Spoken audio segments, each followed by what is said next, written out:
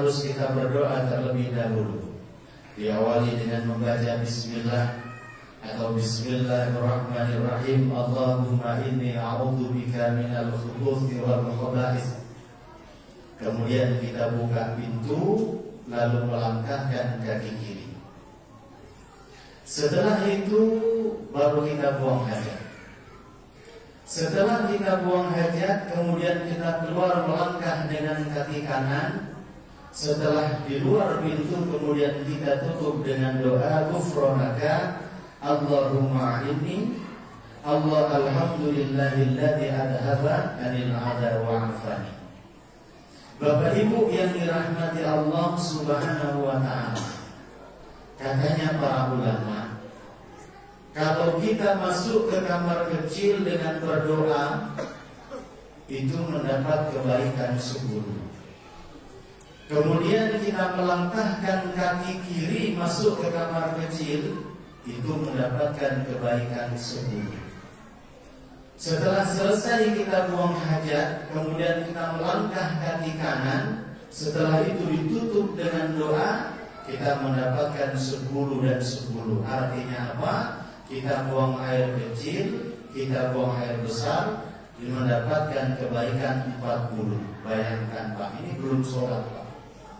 Baru kita buang air kecil, kalau kita berdoa, melangkah kaki kiri masuk, keluar kaki kanan, kemudian tutup dengan doa 10 kali 4, 40. Kalau seandainya kita lagi geser Pak, Masya Allah, belum sholat, pahalanya sangat banyak. Nah kemudian yang kedua tentu adab istiadab kita sebagai seorang muslim tidak boleh sembarangan. Ketika kita mau buang air kecil atau buang air besar, maka yang pertama harus dilakukan, jangan kita menghadap ke arah kiblat. Katanya Nabi SAW, "Idza jalasa ahadukum," jika salah seorang di antara kalian ala hajatihi, duduk untuk mengeluarkan hajatnya, atau mau buang air kecil ataukah buang air besar, fala yastaqbilil qiblata, maka jangan sekali-sekali menghadap ke arah kiblat, wala yastadbirha, dan jangan pula membelakanginya. Jadi kita ini kalau punya WC Pak, kok menghadap ke arah kiblat? Kita ini orang Indonesia ini kiblatnya kan menghadap ke barat Pak ya. Berarti kalau kita punya WC menghadap ke barat atau menghadap ke timur, maka berusaha kalau kita buang air besar atau air kecil menghadap ke selatan dan ke utara. Pak, kok susah amat ya bongkar. Insya Allah kalau WC-nya dibongkar, sampai akan ditambah rezeki oleh Allah Subhanahu wa ta'ala. Karena apa? Orang yang taat kepada perintah Allah, taat kepada perintah Rasul, dan takut kepada Allah Subhanahu wa ta'ala, maka orang itu akan diberikan kemenangan oleh Allah Subhanahu wa ta'ala. Makanya kalau kencing atau buang air besar, kok tandasnya masih menghadap ke arah kiblat, yakni menghadap ke arah barat, berarti kita juga bisa membelakangi atau bisa menghadap kiblat, itu jangan dilakukan. Jadi kita harus ambil posisi menghadap ke selatan atau menghadap ke utara. Ini yang pertama. Kemudian yang kedua, bagi siapa saja kita sebagai seorang muslim yang baik, yang taat beribadah, taat kepada Allah Subhanahu wa ta'ala, ketika kita mau membersihkan kotoran, jangan sekali-sekali pakai dengan tangan kanan, kecuali umpamanya tangannya cuma satu yang kanan saja, insya Allah tidak apa-apa. Atau mungkin tangannya lagi sakit yang kiri, tidak bisa diangkat, sehingga kalau membersihkan kotoran harus pakai dengan tangan kanan, itu insya Allah tidak apa-apa. Tetapi yang lebih bagus, kalau memang tangan kirinya umpamanya tidak ada, atau mungkin sedang sakit tangannya, kita cari lap, pakai dengan tangan kanan, kemudian dibasuh dengan lap itu, dibersihkan, insya Allah ini akan menjadi baik. Kenapa kita harus memakai dengan tangan kiri? Karena Nabi SAW berpesan, "Idza tamassaha ahadukum," Jika salah seorang di antara kalian membersihkan kotoran, dalam hal ini kita cebok, para bapak, para ibu, fala tamassaha biyamini, maka jangan sekali-sekali membersihkan kotoran dengan tangan kanan. Artinya harus dibersihkan dengan tangan kiri. Kalau tangan kirinya tidak ada, carilah pakai dengan tangan kanan. Kalau tangan kirinya sakit, pakailah dengan tangan kanan. Insya Allah diperbolehkan. Tapi kalau utuh, harus pakai dengan tangan kiri. Kemudian selanjutnya, ada bagi orang yang masuk ke kamar kecil dengan membuang hajatnya, maka diusahakan kita itu menjauhi yang namanya percikan najis, para bapak, para ibu.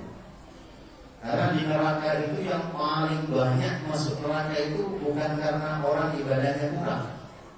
Banyak orang yang ibadahnya kuat, tapi dia masuk neraka. Kenapa demikian? Karena dia tidak bisa menghindari dengan yang namanya najis. Makanya berusaha kita. Kalau kita sedang duduk jongkok, ya kalau bisa, kalau punya kloset, cukup kloset jongkok saja. Ini biasanya orang yang kaya-kaya ini klosetnya duduk. Bukan, tidak apa-apa. Kalau klosetnya duduk, berarti kulit kita itu bersentuhan. Kalau bersentuhan, berarti najisnya masih menempel dalam kulit paha kita atau bokong kita. Makanya yang lebih bagus itu klosetnya itu yang jongkok. Dan katanya dokter, orang membuang air besar, kalau klosetnya jongkok itu jauh lebih mudah daripada kloset yang duduk.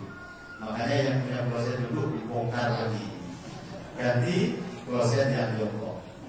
Bapak Ibu yang dirahmati Allah Subhanahu wa Ta'ala. Kemudian yang selanjutnya, ada bagi orang yang masuk ke kamar kecil, dilarang untuk berbicara dengan orang yang di luar. Kalaupun seandainya ada hal yang perlu dibicarakan, memang betul-betul harus dibicarakan, ya seadanya saja, nggak usah ngomong terus. Jadi kalau kita ini buang air besar, masuk ke kamar mandi, ke kamar kecil, kemudian ada yang nanya, Bapak, Ibu, ada tamu, ya cukup kita batuk saja dulu, begitu aja. Kalau seandainya anak masih belum mengerti, ya harus dijawab. Nanti dulu ya, suruh tamunya nunggu dulu. Sudah itu dia. Jangan suruh masuk tamunya, bahaya nantinya kalau mencuri, bahaya Pak, malah tak karu-karuan nanti. Bapak Ibu yang dirahmati Allah Subhanahu wa Ta'ala, sesungguhnya orang yang senantiasa menjaga kesucian akan senantiasa mendapatkan karomah, akan mendapat cinta dari Allah Subhanahu wa Ta'ala.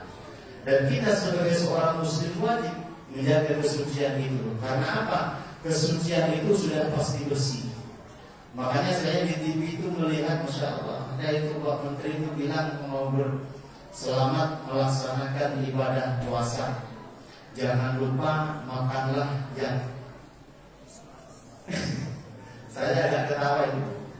Harusnya yang disampaikan itu kaum muslimin dan muslimat selamat melaksanakan ibadah puasa.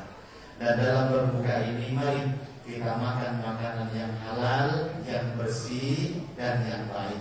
Bukan hanya yang baik, tetapi harus dengan yang halal. Karena orang muslim diwajibkan untuk memakan sesuatu dengan yang halal. Begitu juga dengan buang air kecil dan buang air besar.